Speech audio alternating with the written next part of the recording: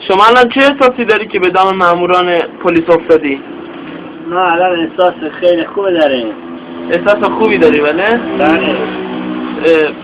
برای همسنه خود چه پیشنهادی داری؟ چه کاری بکنه راهش رو ادامه نداری؟ همسنه پیشنهاد داریم که خواهش میکنیم جنس خوب به مردم بدن، جنس آشغال ندن که فوش و خواهر مادر شاره بدن. یک جنسی که قشمش داشت نمیشه، که طرف میکشه عشق کنه، بپره به هوا، پول بشه.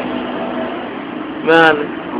شما الان فکر میکنه خانواده چه احساسی دارن؟ خانواده ما الان احساس سربلندی میکنن، چون میگن زندان جای مرده، هر که نره نامرده.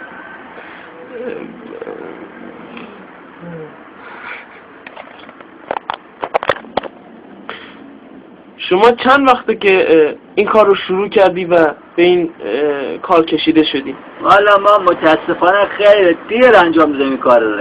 ای بابا من نذاشت، اینه که خودش کار خوبه، نون داره.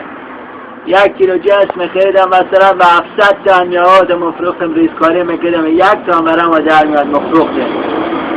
ای ما دیر این کار انجام داره. ما مدرسه من قانون داره این کار قاچاقچیگیری همو اولا هم 8 سالگی همین کار مرفتیم.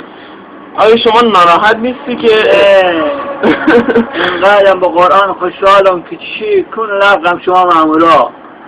نه شما ناراحت نیستی که سالا چندین جوون رو به کام اعتیاد کشیدی؟ جنس خوب میدم ما جوا، ما جنس خوب میدم، همه میگن دست شما درد نکنه. جنس خوب میدن، پول خوبم میگیرن. بله بینندگان عزیز، از اینجا که شما توجه دارین ایشون مشکل عقلی هم دارن.